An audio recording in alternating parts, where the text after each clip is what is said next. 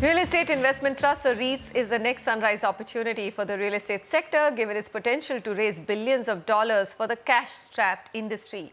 The government's recent budget proposals, though good, have left the sector a tad confused. Experts and developers say that the government should do more to clarify several critical matters, like improving tax efficiency, waiving off stamp duty, and tweaking rules to make it attractive for investors. Nikhil Narayan Sivadas reports. The union budget this year may have disappointed the real estate sector, but when it comes to its long-standing demand for more clarity on rules for real estate investment trusts or REITs, the result has been a mixed bag. And we were expecting the budget to sort of sort out typically all the issues that REITs are facing today, for which the investors could actually go out and look at an alternative asset class quite like a REIT. But unfortunately, that hasn't happened.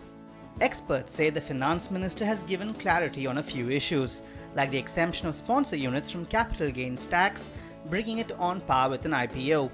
Pass-through on rental income has also been allowed. However, industry experts say much still needs to be done. Among the list of demands are a one-time waiver of stamp duty on transfer of assets to REITs by states, the tweaking of IRDA investment regulations to allow insurers to invest in REITs, which could widen the investor base, and most critically, tax SOPs on minimum alternate tax and dividend distribution tax, which experts say will reduce investor returns. The thought is perhaps there is going to be no pass-through on DDT and the MAT continues to stay. Now, if this is what the impact is going to be, the net return to the retail investor is going to get suppressed. Now, I'm not really sure if that sort of an interest, that sort of a return on that investment will entice some of the retail investors in India. An active Indian REITs market is expected to realize over $12 billion in investments over the next few years. But now, some of these developers are deferring their plans while they wait for more clarity on REITs. In the absence of clarity, I don't think people will be in a hurry to start the work on this front. At least from prestige point of view, we want to have all the loose ends done and then clarity to emerge before we start work and then go ahead with our REIT listing. As a business plan, I think we are ready, but when will we get full clarity on the regulatory framework is yet to come.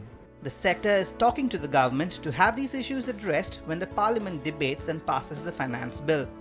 But there are slim chances of any positive change. Sources tell NDTV that several developers are in active talks with investors and distributors to figure out how they can make REITs work in its current form. As a result, experts are still hopeful that the first Indian REITs may list this year. Senses that some of the very large owners, including some institutional owners like a Blackstone or a DLF or a Keraija Corp, they have a pretty sizable portfolio amongst themselves. On average, these would be having 30 to 50 million square feet. The plans are afoot to get a REIT listed by some of these owners of assets. I am very hopeful that within the financial year 2015-16, there will be at least one, if not two REITs that will happen. I'm certainly very hopeful. Now the only question is which company will make the first move, and will the government take that extra step to ensure REITs is a success? From Mumbai, Nikhil Narayan Sivadas, NDTV.